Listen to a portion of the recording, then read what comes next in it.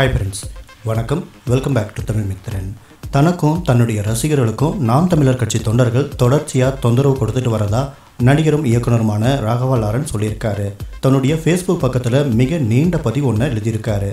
அந்த பதிவில் நாம் தமிழர் கட்சியை நேரடியாக குறிப்பிடாமல் அவங்களுடைய தொண்டர்கள் தமக்கும் தன்னுடைய மாற்றுத்திறனாளி பசங்களுக்கும் தொடர்ச்சியாக தொல்லை கொடுத்துட்டு வரதா தெரிவிச்சிருக்காரு.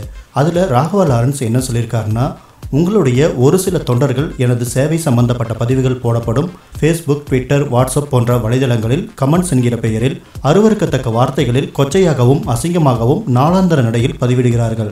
இது எனக்கு பெரும் மன உளைச்சலை ஏற்படுத்தியது. ஏதேனும் பொது நிகழ்ச்சிகளுக்கு நான் போகும்போது கூட உங்களது ஒரு சில தொண்டர்கள் அங்கு வந்து மிகவும் நாகரிகமற்ற முறையில் மறைமுகமாக பேசுகிறார்கள். இவையெல்லாம் எப்பொழுது நீங்கள் மேடையில் என்னை பற்றி தவறாக பேசினீர்களோ அப்பொழுதிருந்தே நடந்து வருகிறது. நான் இதை பற்றியெல்லாம் கவலைப்படுவதில்லை. ஆனால் மாற்றுத்திறனாளிகளான எனது பசங்க நிகழ்ச்சி நடத்த எங்கு சென்றாலும் அவர்களை சொல்ல முடியாத வார்த்தைகளாலும் செயல்களாலும் உங்களது ஒரு சில தொண்டர்கள் மனம் புண்படும்படி பேசுகிறார்கள். எனக்கு எது நடந்தாலும் அதை தாங்கிக் கொள்வேன். ஆனால் மாற்றுத்திறனாளிகளான எனது பசங்களுக்கும் பாசம் மிகு எனது ரசிகர்களுக்கும் ஏதாவது ஒரு சிறு தொந்தரவு ஏற்பட்டாலும் என்னால் தாங்கிக் கொள்ள முடியாது அப்படின்னு லாரன்ஸ் குறிப்பிட்டிருக்காரு.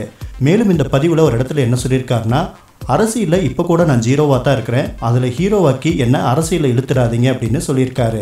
அந்த பதிவுடைய இறுதியில் சமாதானமாக சவாலாக முடிவை நீங்களே எடுங்க, சாய்ஸ் இஸ் யுவர்ஸ் அப்படின்னு எச்சரிக்கையும் கொடுத்துருக்காரு.